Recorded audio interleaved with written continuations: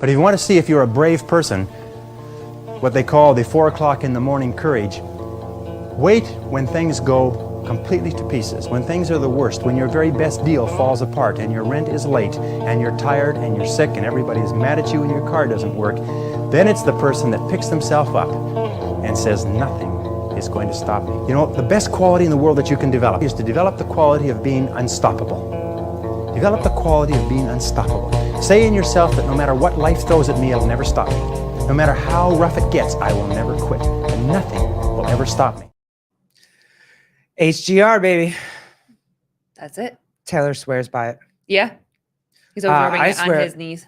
I swear by it for our kid. Or no, for our dog. For our dog. He is our kid. Yeah, he's our first. But yeah, I swear by it for him. First son. Like, it's helped him tremendously. And yeah. Hey, we finally got the QR code for John Young. Nope, wrong side. Yeah. Over here? Here. Right here. I don't know. we finally got the QR code for John Young and his beautiful wife. So if you want to go over and support John Young, please click the QR code. They're about to pop out their first baby. Yeah, really cute. Got the Hiller Bat and we got the Colton pig and our kid is quickly taken them, and so they're no longer ours anymore. So it's a big hit in the house. So what's up, guys? It's been a minute, it feels like. Jeffrey Birchfield, Seema Big Jugs. Seema Big Jugs. Oh, I'm gonna have to get used to this, but Julia, what's up? Jeffrey, what's up? Kenneth, yo. What's up, guys? Crazy 2 weeks.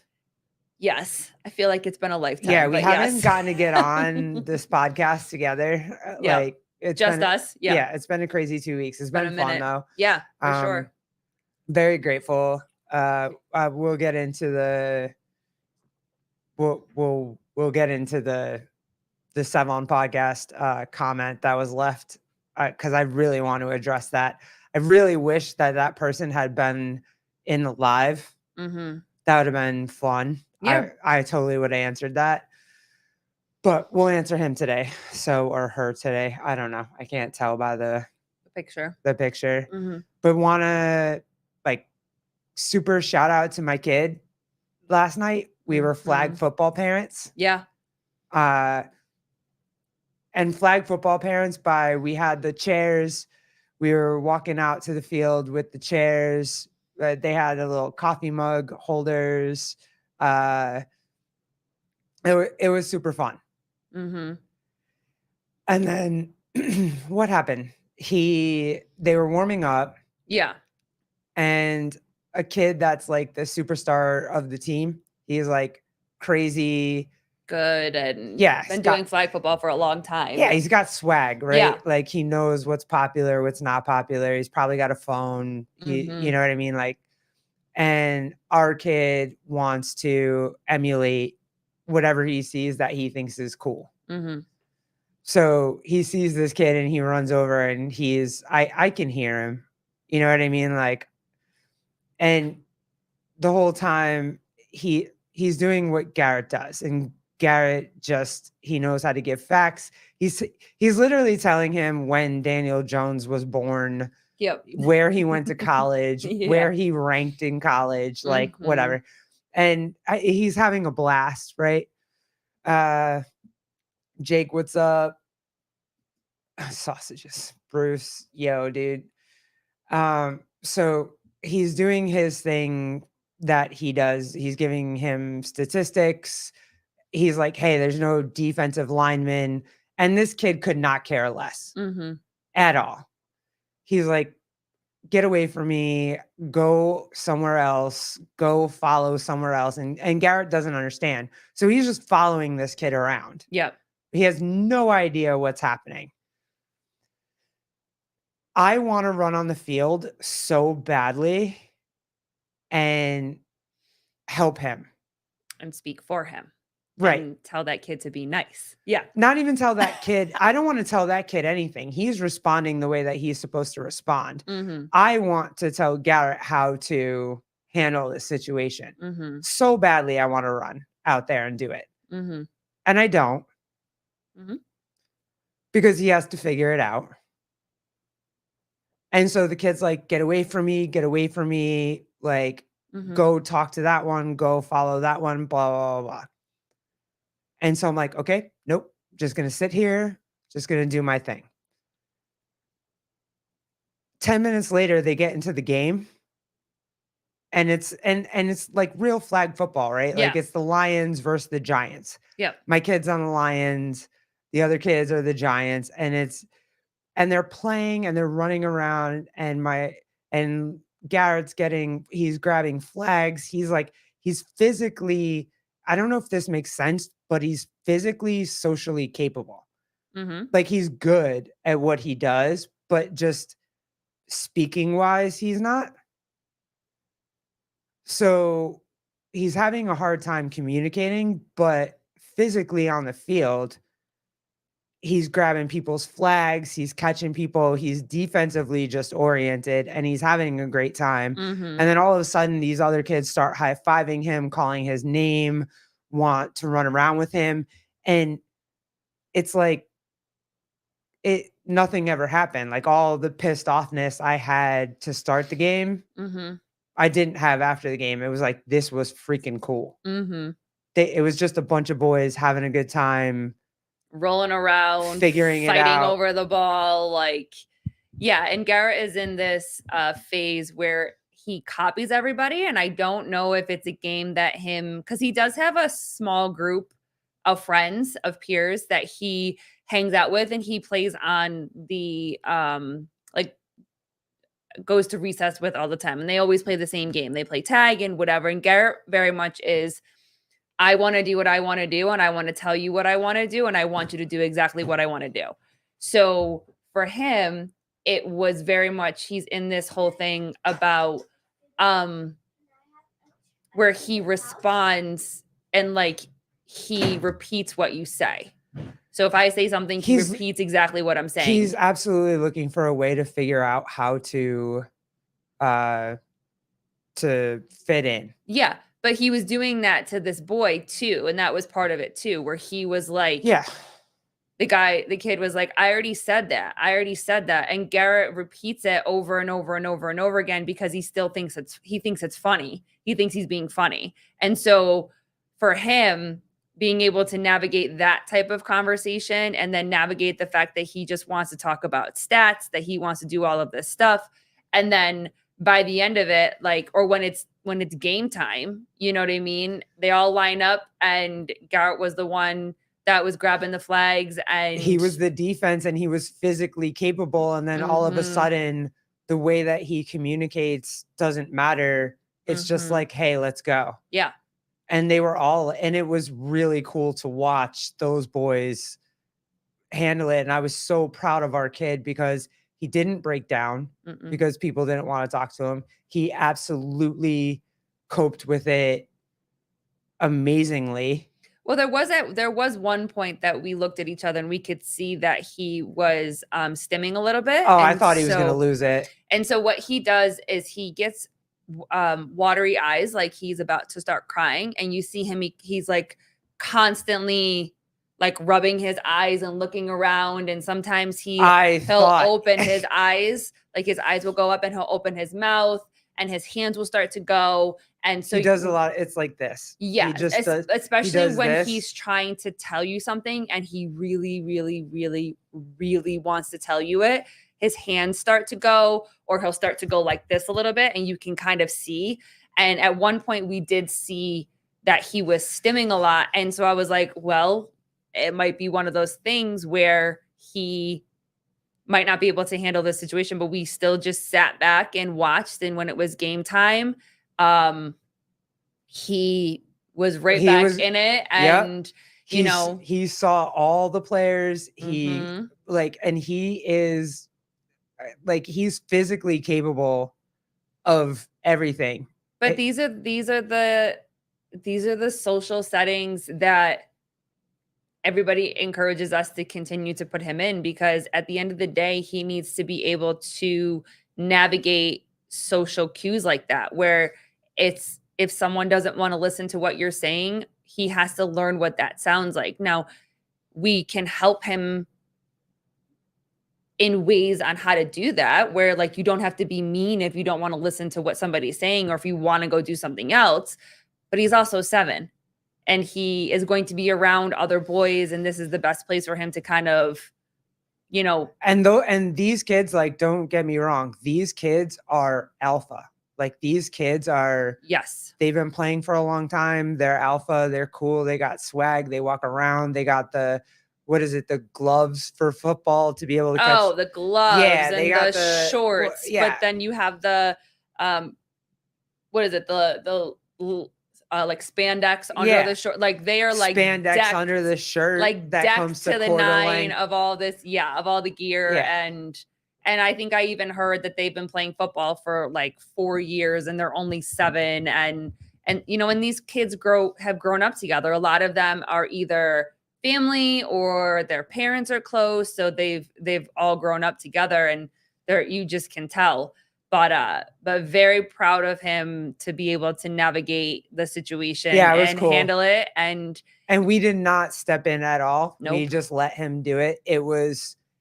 I was so proud of him at the end. yeah, I was more proud of how he handled the situation than the athletic things that he did. And he was athletic as shit. Like, it was really, really fun. mm-hmm. Mike, what's up? Kids are wild like that. They'll tease you and make fun of you if you're different, but the moment you do something cool or prove yourself, and he did, and it was, again, it was really awesome. It was really awesome to see. Yeah, Your kid sounds cool as shit. he is. Thank you. Yeah, he's pretty cool. and he tries. Yeah, Like, he definitely he's trying to do it. yep. You know what I mean? But he's got to learn that, you know, people get to the point where they don't want to talk about what you're talking about. And he also has to learn that he doesn't get to control we were talking about this. What is it? Sorry. Yeah. Sorry. Sorry. I lost my, we were talking. Oh shit. What were we talking about? We were talking about the fact that, like, he loves numbers and he loves facts. Thank you, Slater. Bless you. No, but we were talking about that we need to speak to him on the fact that, because one of the things that we saw a lot is that when his coach is trying to talk to somebody else, like another kid or another adult, Garrett is very much right there, putting his hands up, like almost like in front of your face, and getting very loud. Now, what we've worked with him on is you don't just start talking, you say, excuse me, you be respectful and that kind of stuff. But what we're realizing is that he elevates his voice and then he starts to put hands in the faces of people. And we have to work with him on being more respectful and waiting his turn. And that, you know, he can't just he can't put his hands up in front of someone's face, and he can't interrupt if like 2 adults are talking. Like, he has to be patient and that kind of stuff. And but yeah, he did great. He really, and he loves it. He really did great. He really loves it and has so much fun doing it. And I've never seen him catch social cues. mm-hmm. You know what I mean? I've never seen him do that, and to see him do that was super. It was really cool. Yeah, I was so proud of him for that. Yeah, absolutely. Where do you want to go next? We had a long week. We had Fight for the Fittest. Do you want to go to the comment from the Sevon podcast? Do you want to? There was so much. Go. All right, let's go. We'll do the Sevon. We'll do the Sevon podcast comment late at the end. But want to go to Fight to the Fittest? We saw a throuple at Fight to the Fittest. I wasn't gonna start there. Oh no, I wasn't gonna start there. But no, it was kind of funny how we ended up going. So I was just looking through stories at the end of the day. I think it was Friday. And I saw that Lauren Khalil was, because she always puts like where she's traveling. So she'll say like Syracuse to here or, you know, whatever. And it said Long Island.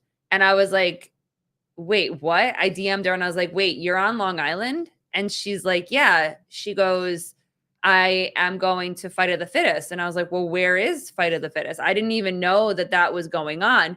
Yeah. And so she sent me the information, and I looked up on MapQuest and whatever. It's not MapQuest anymore, the map app. It's not. Google You just Maps. dated yourself. Google Maps. And realized it was less than an hour away from us. And so I was like, hey, I'm about 50 minutes away. And she was like, holy shit, that's crazy. It's probably the closest that we'll ever be to each other. And I was like, yeah, probably. And then I was talking to you, and we were back and forth on whether or not I was going to go. I know, MapQuest way back. When you actually had to print directions out, we had all those directions and whatever.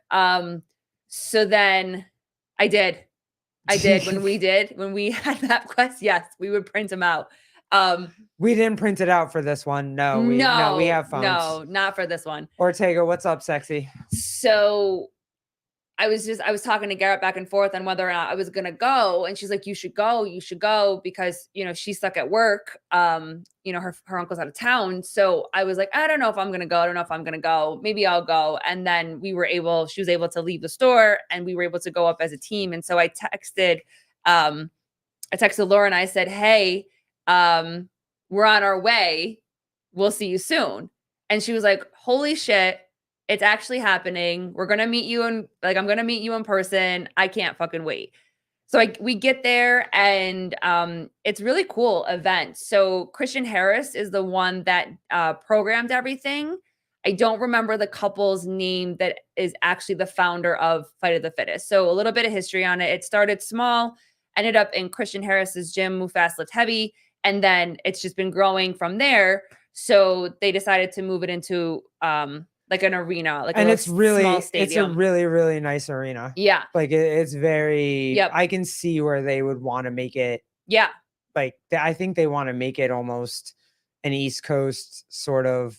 They want to make it big. Or a Northeast Wadapalooza sort of thing. Yeah, they definitely want to make it big. So I kind of pushed my wife to go meet Christian Harris, and then I brought the baby over after and said hello. And so we got to meet Christian Harris, which was really cool.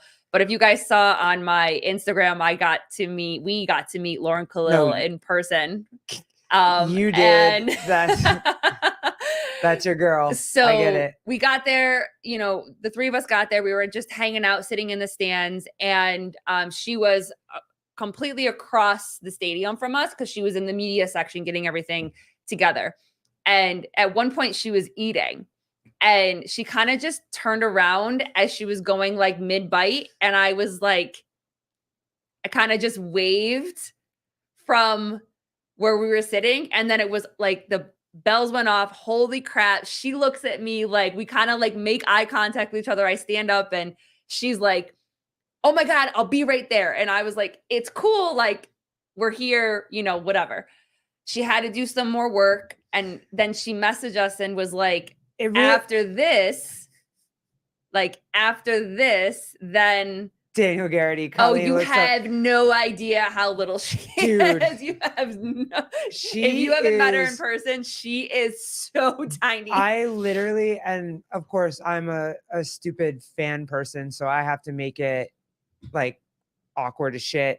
So I called her like fun size. Yep. So many times because I just couldn't get over how small, tiny she actually is. I didn't think she was until when she was across the stadium from us. Then this was before we even met her. When I first saw her, she was standing next to someone that probably was 6 foot. He was the announcer. His name is Cam. Cam is probably like 6 foot, 6'2". And I look over and I'm like, oh my God, she's so tiny. But literally we all have 5-finger foreheads, right? Like we can, she might have a 2-finger forehead. She's small, like a small person, like almost. She hugged us, and I didn't want to hug her too hard because I was like, I might break you. Like she's so tiny. But I mean, couldn't be. She was so awesome, so nice. Yeah. It was really cool to meet her. So she did everything that she was supposed to do. And then she messaged us back and she was like, hey, I'm coming to you right after this, right after this event and whatever. And I was like, okay, like take your time. It's one of those things, like we're there to hang out. You're there, but you're working. Like it's cool if we get to say hi, but don't feel the pressure to come and say hi. But then she came over and I ran down the stairs and we had our first interaction. And again, if you guys are follow me on Instagram, you saw, or you follow the podcast on Instagram, you saw it was really, really cool to meet her. And one of the things that we both said to each other was that it feels like we've known each other forever. And I think it has to do with where we both come from. We understand what that is. We grew up in the same circle without knowing that we were in the same circle. I don't know. Did you make it? I can try. I thought it was a story. It was a story, but I can show the pictures. Yeah, it was very. I can show. I think or you have the pictures. They're on your phone. But this is the picture of the three of us. She's so tiny.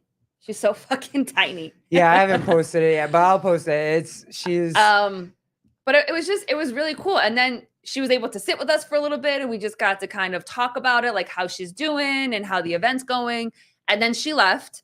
And then we just hung out for a little bit longer because we saw Jersey Joe, who is another one that is so cool to hang out with. I'm pumped. Yeah. We're going to have him on the podcast next week. His personality is like, you've probably seen him. You've seen him on Sevon. You've probably seen him on Clydesdale. Like his personality is so fire. Yeah. Like he's such a sweetheart. I want like he really is that personality around me all day. Like his energy is great.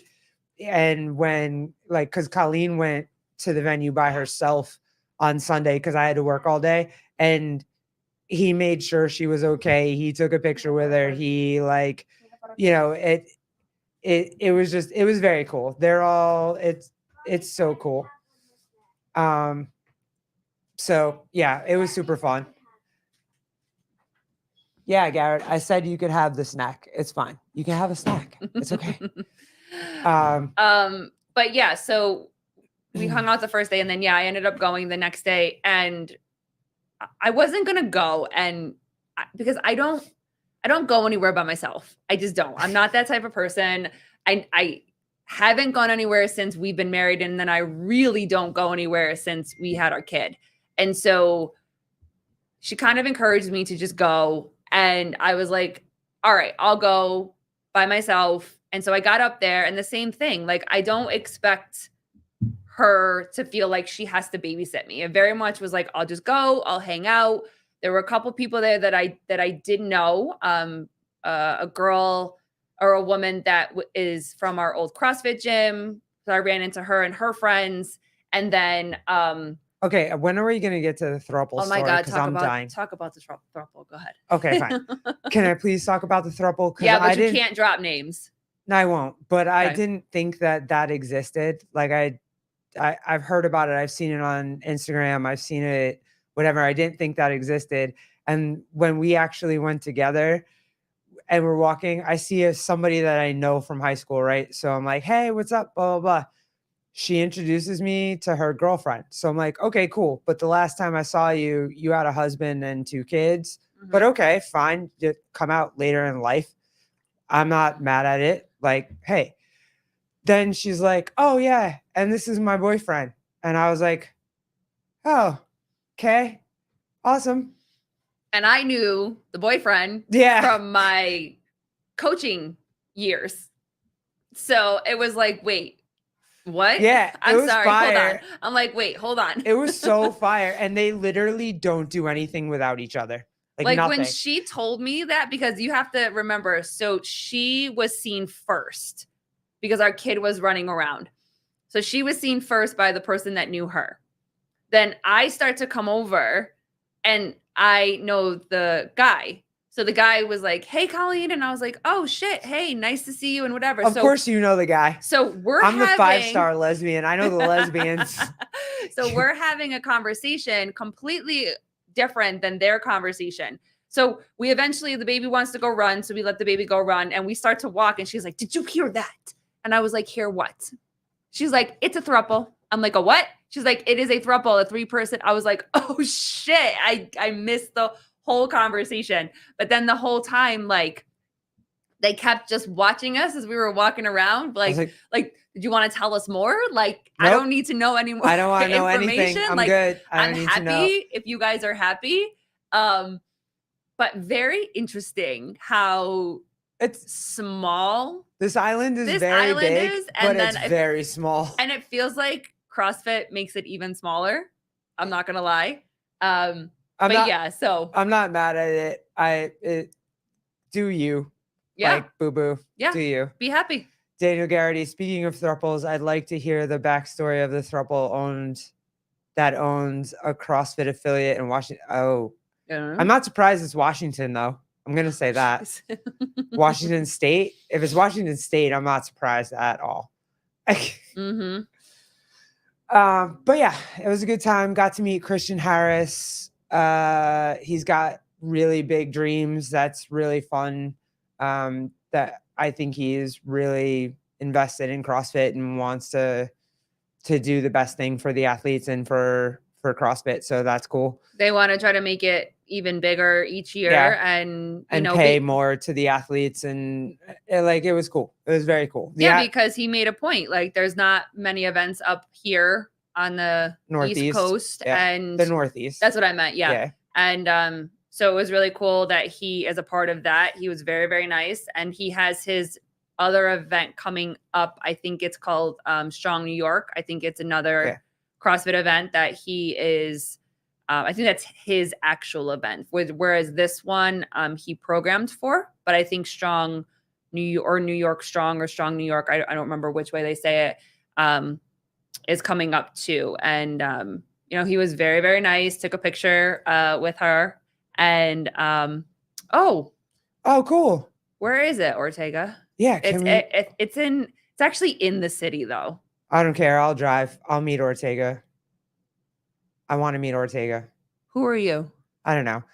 Who are you? You made me. And what have you done with my wife? You made me start traveling, so now I'm traveling. but not New York. Actually, New York City. Like you don't. Oh, NYC. Yeah, I have an aversion to that, but I'll do it anyway because it's Ortega. It's fine. Ortega, are you going to crash? Yeah. What is this weekend? This weekend. It's this weekend. The Strong New York is this weekend. Oh God, I can't do that. I'm still working. My uncle is still on vacation. Shit. I'm sorry, dude. I would. Do you know where in New York City? Yeah, it would like it would have to be Saturday, and yeah. Oh my gosh. I don't know. DM me, text me something. Wild Zombie, what's up, dude? I give Ortega a mustache ride. Oh my Here gosh. we go. Oh my gosh. Don't worry, we're gonna get into this portion of the show because we're gonna address a comment that was left on the video that we did on Savon's podcast. So but before we do that, so the one thing that you did want me to talk through is how I got noticed on Sunday. Oh yeah. Oh, this was fun. So I go on Sunday by myself and I get there and Lauren's doing a bit outside. So I say hi to her real quick. She still got some more stuff to do. So I'm like, I'll see you inside, whatever. Walk into the venue and I see my friend Jen, who is our member from the old gym we used to go to. Hung out with her for a little bit. She had her friend and her friend's daughter was competing. So just chopped it up with her for a little bit. And then they went and did what they did. And I went up to the barricades that were around where the events were happening. And I'm just standing there hanging out, watching the events all by myself. And the MC looks at me and then turns around and just walks away, but kind of looks at me like he might know me or he might want to say something to me. Or at first was like, it's just weird because someone's looking at me kind of thing. Because I forget now that people might recognize us from being on Savon or if they've found us here. So the event goes on and I'm still standing in the same spot. And then I'm in my phone texting you and I can see, because you're texting and you can still see that he's walking towards me now. And I'm like, oh shit, what's about to happen? I'm out here by myself. What's going on? So he gets closer and he just is like, hey, are you from the Glitten podcast? And I was like, hi, yeah. And I reached my hand out and I said, hi, Colleen, very nice to meet you. And he's like, hi, my name's Cam. He's the MC. And he was telling me that he saw us because he's friends with Gabe. And so first my initial is like, Gabe, oh, Paper Street Gabe. He's like, no, Wadapalooza. I was like, oh, Gabe on the mic. And he was like, yeah. He's like, that's my dude, that's my friend. And we talked a little bit about the things that he has done, where he's gone and emceed and that kind of stuff. And so so then I was like, well, find us on Instagram, Glitten Things Podcast _. And we would love to have you on our show. I said, my wife is a really big fan talking to the MCs and likes to get that kind of information. And his face like lit up like he kind of won the lottery. Like, oh shit, really? Me? Like, he's really? another one that looks like he could be related to you. Like, I know he's another feel like redhead. it's gonna look that he like he's your brother. Or He's something. another redhead. Yep. It's fun. Yep.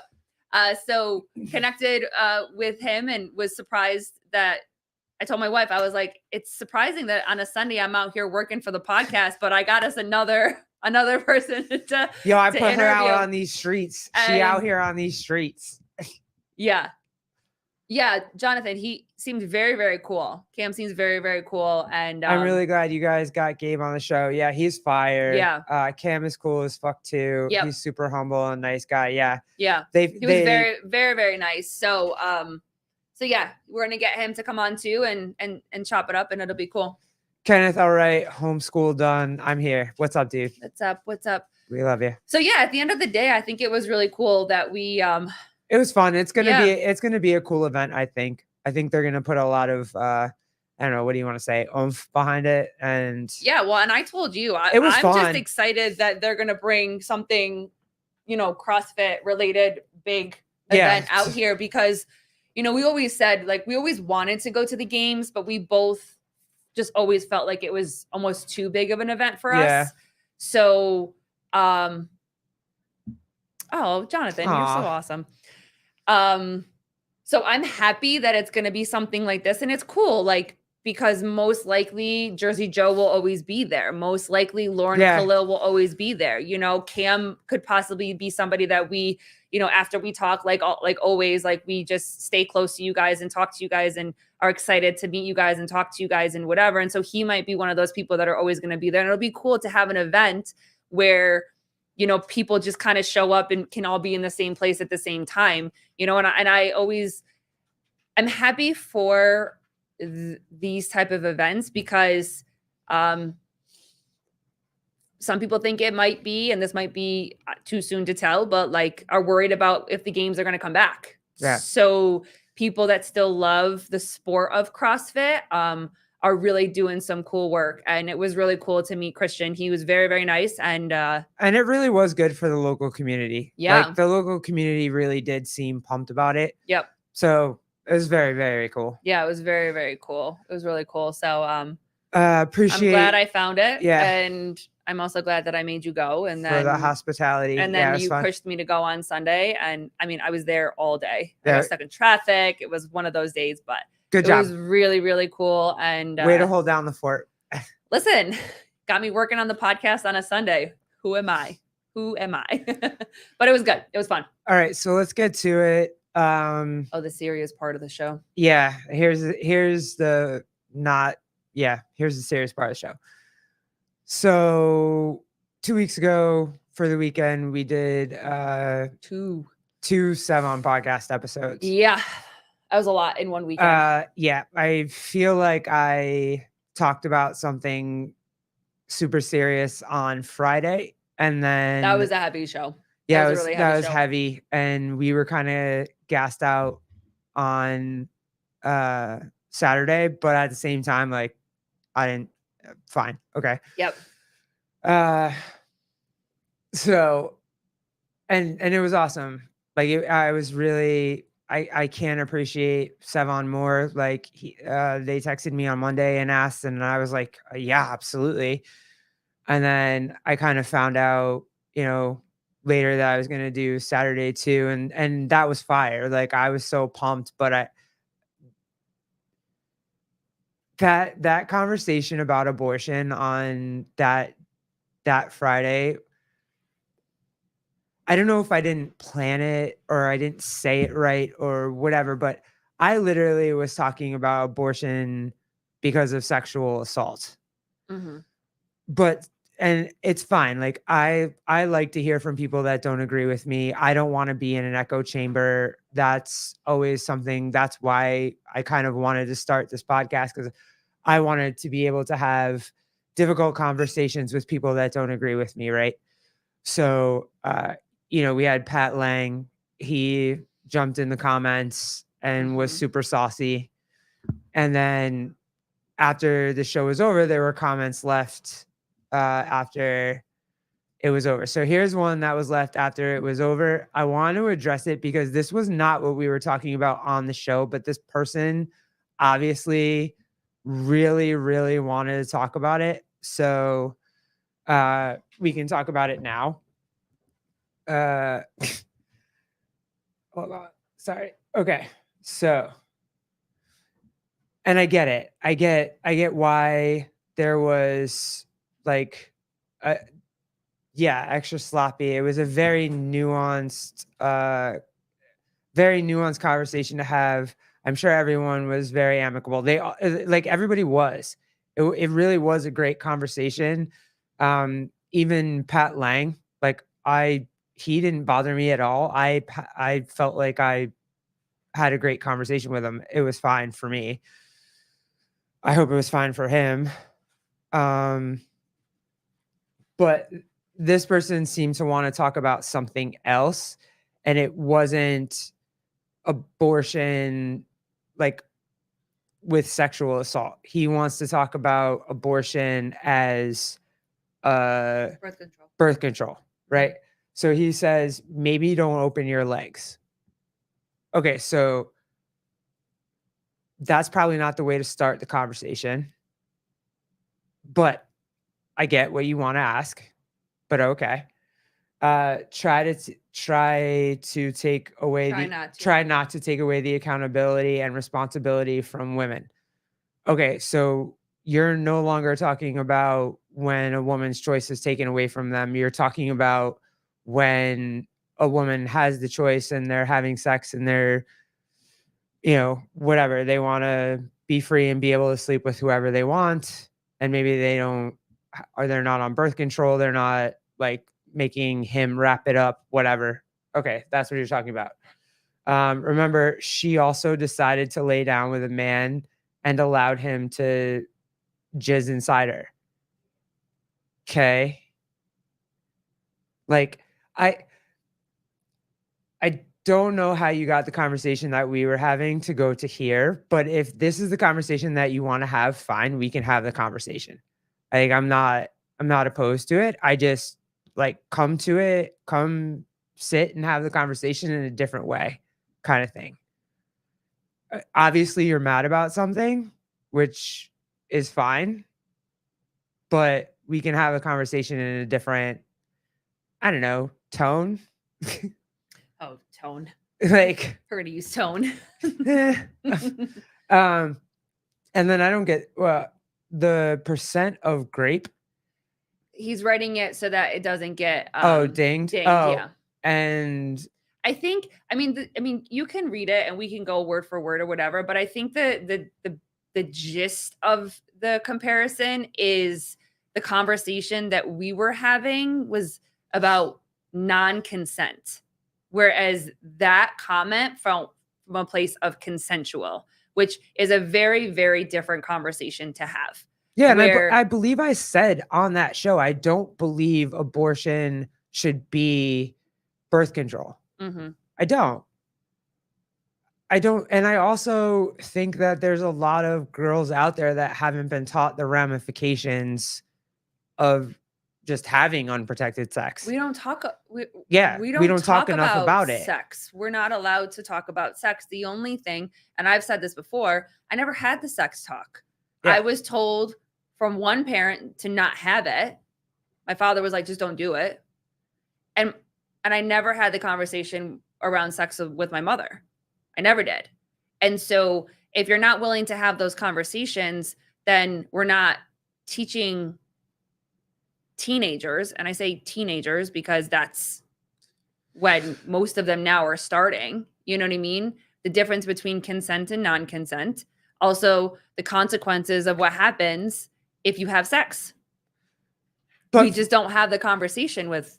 for me, that's just another person that doesn't actually want to have a conversation. It's just a person that wants you to agree with whatever it is that they're thinking at the time. And for me, it again, I don't mind having the conversation. You can yell at me all you want. Whatever. But that's not a conversation. That's just you're mad at women for something, and that's fine. Somebody hurt you somewhere along the way, and I get that. But like that wasn't even the conversation we were having. So No, and if that's what you got from the conversation that we were having, then I don't yeah, I know. I'm not I guess I'm not sure where the lines got blurred because and also too, I don't remember every single thing that I say on every single podcast, truthfully, but I do know that we shared a lot and talked a lot, and I started to share a little bit of my own personal trauma that I've gone through, and then the mistakes that I've made and the choices that I've made, and how grateful I am that things didn't turn out differently because it would have been way different conversations. It would have been a much different life, I think, that I would be living right now, from the trauma and then my responses from my trauma and my choices from my trauma. But if there was a blurred line between that conversation and what I do remember from saying and that type of comment response, I think that is why it's such a touchy situation, because people have very fine lines on certain things, and you have some people that blame one, you have other people that blame the other, and then you have other people that are like, well, where's the responsibility and accountability from everybody? Again, when it comes to consensual. But I have this question too. Okay, fine, consensual. We're taking the sex assault out, and we're just talking about consensual at this point. From that comment, that's what I'm getting. Right. They Yeah. want to talk about consensual sex and abortion. Fine. Okay. So I know someone very close to me that at the height of, I guess I would say the first almost second movement of feminism, really, really, really thought that she had to go to college. That was her calling. She had to go to college. She was young. She was a senior in high school. She had all the grades. She had all of the potential to go be, a doctor and whatnot. And she got pregnant right before she was supposed to graduate high school. And she panicked. But what that first and second wave of feminism taught her was you can't do both. You can't, or like, you don't have to do both. Or you're not, I don't know. The first wave, I don't know. But either way, she thought her life was over if she had the baby and couldn't go to college. And so she had an abortion. To this day, she still talks about that child. She still remembers that child. She still, I'm supposed to have 2 children right now, not 1. So it's not that it didn't affect her, but also there's a lot of things you want to say, just, hey, teach women to close their legs. Hey, that's not what's out there right now. And I'm not saying like, hey, just teach women to close their legs. No, but I don't know. I do feel like some young girls don't understand the consequences that comes with sex. Yeah. And they're looking for validation. And some girls are going to find it in sex. Some girls are going to find it on the internet. Some girls are going to find it on TikTok. Some you know what I mean? That's just the reality of it.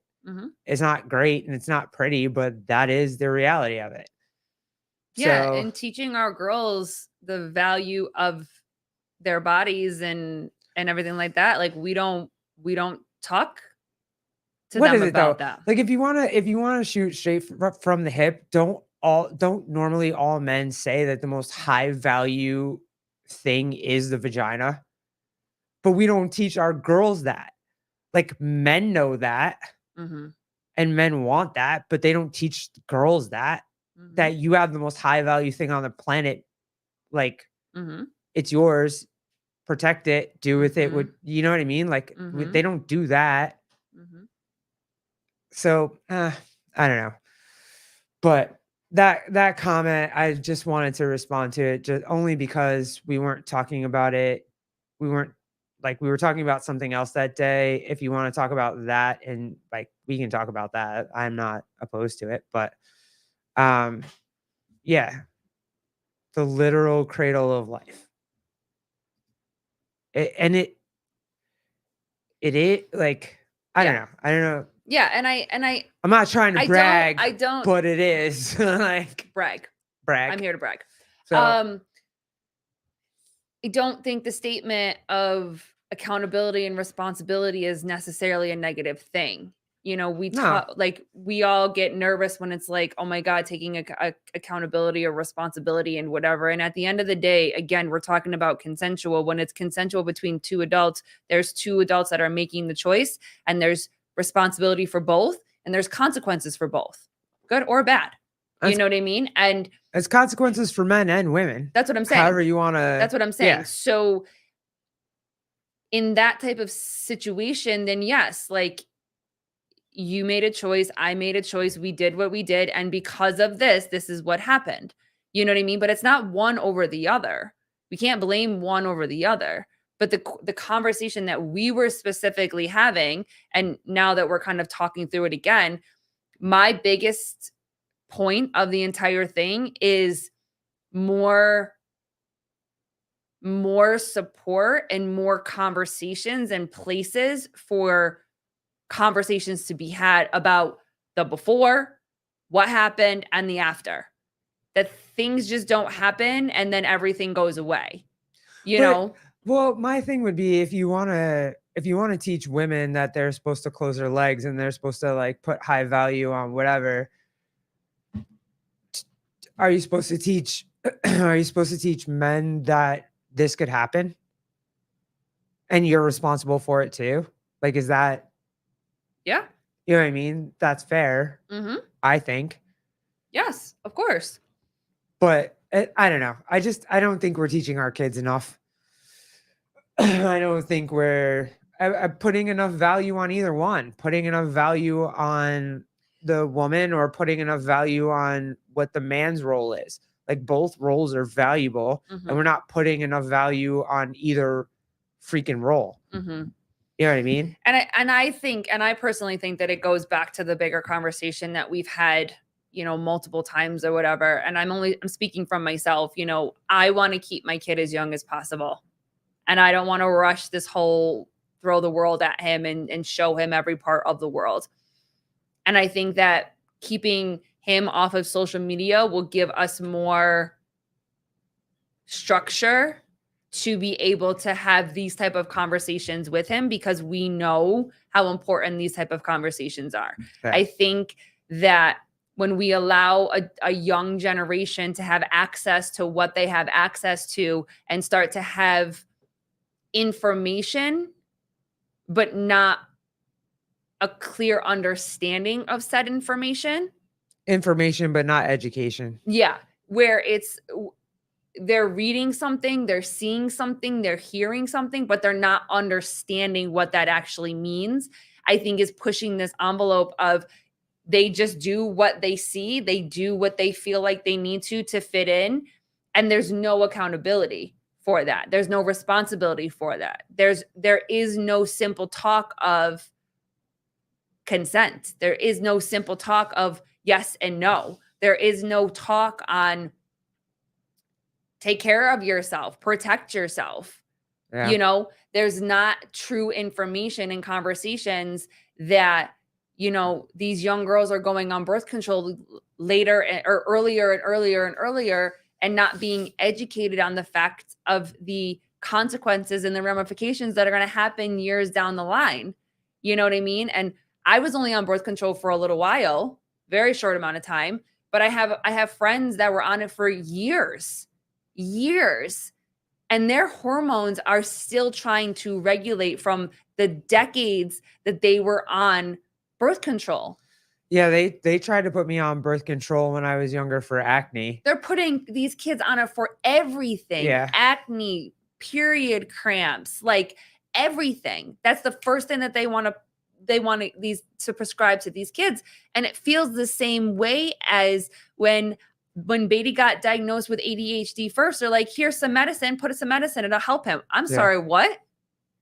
That's the reaction that I get now when I hear these stories about these women or these young girls being put on birth control like that. It's like, it's because we don't want to have the conversations. We just don't, you know, and for whatever reason, I get it's awkward and it's all this type of stuff. But at the end of the day, it's our job. Yeah. As parents, it's our job to have these conversations. As uncomfortable as they are, we know that our kids are going to grow up to be teenagers and then they're going to grow up to be adults, and it's a natural progression of life. Why not educate them the best that we can? They have to understand it. It's, you know what I mean? Yeah, Kenneth, the HPV vaccine. I don't even know what that's for. I think that became a thing after, but isn't it for sex? And it's like, is your kid even going to have sex? I don't remember. Yeah, I feel like it's a sexually transmitted disease that doesn't even really present itself and kind of just goes away on its own. But HPV, human papilloma virus, a group of viruses that can cause warts or some types of cancer. A viral infection that commonly causes skin or warts. Yeah, it's nothing that, like, I don't know. And they're not even sure if it's really linked to cancer. Some of it is just saying that it can cause certain cancers later in life. But I think they just made like a promo push for that with cancer so that people would get it more and just be like, oh, let me take my 14-year-old to go get this. I don't know. And it is an STD. Yeah, that's what I'm saying. And they want kids that are like 2 years old together or a year old together. It's like, is my 2-year-old having sex? No. Why am I doing this? So, yeah. But yeah, I don't know. Crazy. I just wanted to talk about that. I mean, we can, if you want to talk about that Henrietta Hudson's thing, we can get into the gay shit if you want to get into the gay shit. But can you pull up a picture of Henrietta's? Henrietta's was literally one of the it is one of the famous gay or lesbian bars in New York City of all time. I went there and partied there, I don't even know how many times as soon as I turned 21. All of us did, for the most part. And so now there's this really woke fucking lesbian. I guess she's what is she? She's half Middle Eastern but presents white, right? So apparently she's the super minority, and she got thrown out. Yeah, Henrietta's right here. Yep, I can. Yeah, it's classic lesbian bar. But so this chick, I think her name's Anne, and she went to the Cubby Hole, which is another classic gay bar in New York City. And they're very close to each other. Henrietta's in the Cubby Hole. There's like 4 or 5 bars that are very close to each other or whatever. And so this chick goes to the Cubby Hole. She gets fucked up. She acts a donkey. She gets tossed out. She threatens the manager of Cubby Hole. She, I don't know, like causes a whole scene. So she gets put on and wow, she's suing for $40 million. Yeah. So she gets put on. Wait, don't skip. Sorry, my bad. So she gets put on and if you guys are my age, you know, there's like the bars and restaurants and whatever passing around like a troublemakers list, right? So you like all the bars in town kind of know that, hey, this person, they're going to cause trouble in your bar. Don't let them in, whatever. So she attempts to go to Henrietta Hudson's and they're like, oh, hey, no, we know you. You can't come in here, blah, blah.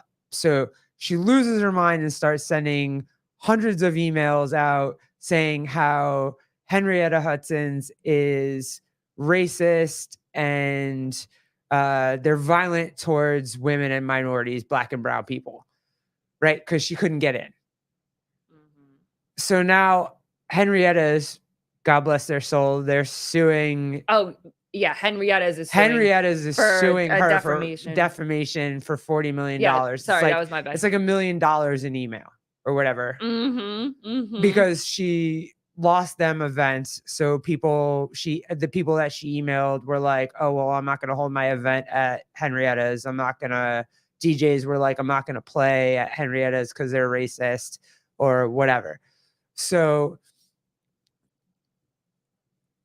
Henrietta's is literally a lesbian bar. It's a lesbian bar. It's like the greatest lesbian bar of all time. It was founded in 1991. It is an oldest lesbian bar in the entire nation. It's amazing. It was the greatest place to go party. Everybody. I never went. I know. You never took me. You were still in Canada. So it was the greatest place of all time. We all went, black friends, white friends, Hispanic friends, butch, like, you know, bi on the weekends, whatever. Like we were all in there. We were all having a great time. There was no fights. There was no problems. That's the late 90s, early 2000s. So I always said this, we're going to end up like, we're so woke right now and it's so left right now that we're going to end up turning on our own, and we are turning on our own. So this girl, Anne, can't call Henrietta's homophobic or transphobic because they're the greatest fucking gay bar of all time or lesbian bar of all time. So what does she have to do? Racist. Because she's half Middle Eastern and she's claiming that they discriminate against black and brown people, which I had never seen. And like, what are we're so woke now that we're turning against ourselves. And now they're not even going after the people that they originally wanted to go after. They wanted to go after the patriarchy. They wanted to go after white everything. They wanted to go after, and now they're so entitled and so believe it was her fault that she got kicked out of Cubbyhole. Her fault. She drank and acted a donkey, and she got tossed out and put on a list. Oh, your limit, girl. I know mine. Your fault. I know mine. Absolutely your fault. Yeah. What happens when a straight man goes to a lesbian bar? Carter says they don't get in. Yeah. Or lesbians look at you weird. I don't know. When it's a lesbian bar, because the history is there were so many gay bars that didn't want women in there. So there's so many like male gay bars that didn't want women in there that women kind of created lesbian bars that, just to feel safe, men weren't kind of allowed in there. So I guess if you wanted to call them sexist, fine, but definitely not racist. But yeah, we're turning. They're so it just woke feels like that now we're turning on each other. It just feels like everything turns to like race. This chick by calling them racist is like, you're not but that's the minority worst. Enough. That's the worst of the worst. Or you're like the fact that they're suing them, that Henrietta's is suing her for defamation, like that is the worst of the worst. To be labeled a racist is the worst. Yeah, that'll of the kill. Worst. That'll kill anything that you have worked for, that will ruin your reputation, that will take away all your credit for everything that you have done. It doesn't matter how much good you have done. And they're not fucking racist. Like they're not. That's not a thing. They didn't come out and say anything, right? That was that has anything to do with where she's from, anything to No. do with that. It's literally like, hey, watch out for this one. It was like being like when all those hotels were like, yo, Anna Delvey, you can't come in this hotel because you Yep. don't fucking pay your bills. Yeah. They were calling It was each the other. same thing. Yep. Like, you can't come in here. Speaking of Anna Delvey, she was on Dancing with the Stars. Oh, girl. Fuck Anna Delvey. She's She was ridiculous. on I Dancing can't with even the believe she was Stars allowed to be on Dancing with the for Stars. one whole episode, and she was just two, as actually. shit as she was and in everything she's ever been in. Yeah. So, she it's the same. She was not received well, I guess you can say. No. Like, she was not received well, and they asked her Oh, great question. Hold on. Chris Beasterfield. Are there such thing as racist lesbians? There's not supposed to be. Like, because we're all in this little, what was that great term for it? Gay ABCs. Because we're all in these gay ABCs, we're not supposed to be able to be anything phobic or racist or sexist or anything. No, we're not supposed to be. So the fact that there's a white presenting Middle Eastern lesbian calling a lesbian bar racist.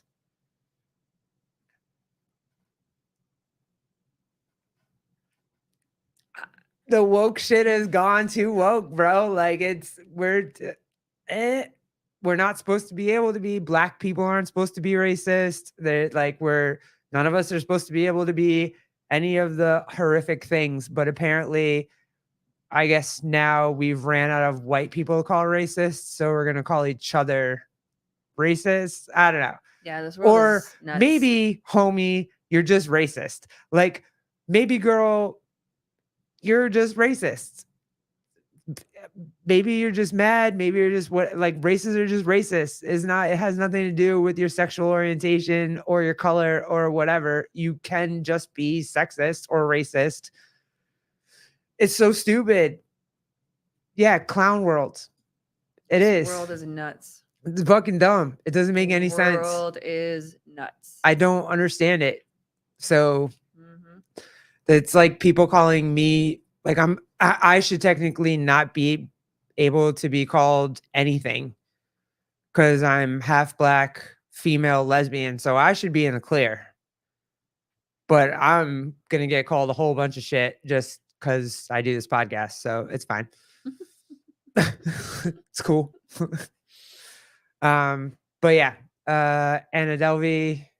Oh yeah. So she was asked what she is going to take away from this experience and whatever. And she was like, nothing. Yeah. And they're like, oh no, come on. Like, you'll take away something. And people were really upset about that. But also too, it's more of a question to the people that chose her to come on the show. I think people are starting to say, because you kind of wondered what they were going to expect. Yeah, if somebody is looking to start over, a second chance, like, I get that. But she doesn't, from the documentary that we saw, and she just thinks she can be exactly the same as she was before, and she'll get the same popularity that she had before. Because isn't the biggest thing is that she doesn't feel like she did anything wrong. No, she doesn't. And she thinks she's cool. And that's fine.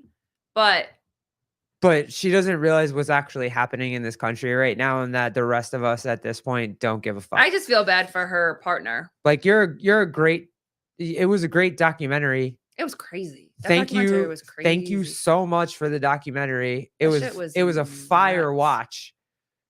Like, it was like the Bernie Madoff watch, or the, any of the Bitcoin scam watch. Like, it was like that. That was great. Thank you for that. Also, you can get deported and I don't care. Like, bye. I'm fine if you go back to Germany or Russia or wherever the fuck country you're from. I won't be mad at it if they deport you. Speaking of, if you want a really, really good series, what's it called? Nobody Wants It? Oh, with Kristen Bell. Yeah. And it's so good. It's a good series because you can't tell what series the line is for. All the jokes It's such a good either towards liberals or towards Republic or towards conservatives. Like everybody gets it in that show. So it's kind of actually, you don't actually know where the show stands. So it's kind of awesome. But it's for all my dude friends out there, it's kind of it's a chick series. Yeah. Like you guys won't like it. Oh, it's so good. Definitely a chick series. It's okay. But it's really good. It's really fire. Watch it and tell us what you think because it's so but good. The McMahon series, that documentary on Netflix was fire.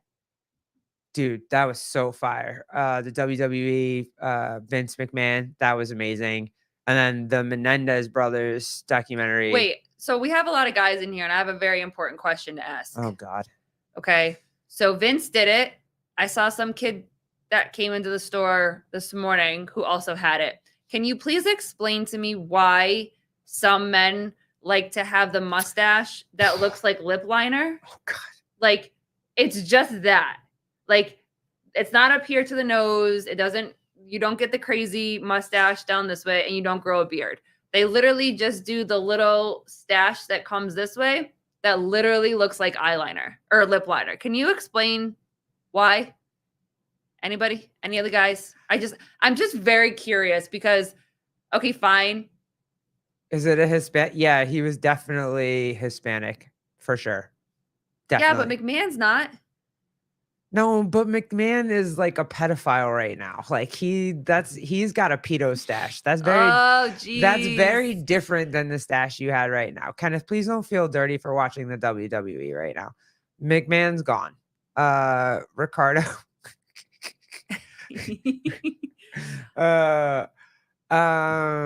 But I was just wondering. Okay. All right. I just think it's because he couldn't actually grow a full mustache. I feel like that's all he could. And the worst part was McMahon dyed it so dark. And his eyebrows are so dark. It doesn't look right. Yeah, it was crazy. I mean, it was a great series. The last two episodes of it get really, really, really kind of into his psychosis, but the rest of it is pretty just explaining what happened in the WWE. Full stash or no stash. That's what I thought, right? No? I agree with you. I think dudes either look great with a whole stash or no stash, but that weird. My father had the handlebars that used to the Wyatt Earp. He's got like the Wyatt Earp. I mean, it's thinned a lot since he's gotten older, but he had a full all the way down gray, like he looks like he's straight out of Tombstone. He really does. It's awesome. He's awesome. He's the best. But all right, guys, we just wanted to check in. We haven't been here in a while, so we wanted to do this. We have CJ from WOD Prep tomorrow. We're kind of going to decompress about our podcast from the games and then kind of get into a little bit of parent life. Yeah, parent life, his life, YouTube, that sort of thing. And then we got Rolo, Meme for Time on Friday. Yep. It's going to be super fire. And then Cam. Trying to get Cam. Cam from the mic on Sunday. Mm-hmm. And then Jersey Joe next Wednesday. So we got a full slate now. And then we're going to Crash. And then we're going to see y'all at Crash. Kenneth. We're going to Crash. Yeah, we're going to see y'all at Crash. So it'll be fire. If anybody sees Judy, Jody, Jeffrey, I know left, but tell them we love them. And well, if any of you guys live down by where the hurricane was, you guys are all doing okay. If you know any family, we're thinking of you guys. And I did see that Crash finally got power because they didn't have power for a little bit. So pretty crazy down there. So if you know anybody that's down there, we're thinking of you guys, and everybody just stay safe. So yeah. Sorry, Dick Butter, we're leaving. Dick Butter, we gotta go. Sorry, but we'll be on late on Friday if you want to jump in on that. Yeah, we'll be on with Rolo. Yep. So, and then we'll be on with CJ tomorrow, kind of normal time. Yeah. But yeah, and hopefully we'll catch you guys at Crash. Get everybody to sign everything. Dick Butter, go to Crash. Okay. Okay. Bye. All right. Bye, guys. Love you. Bye. Deuces.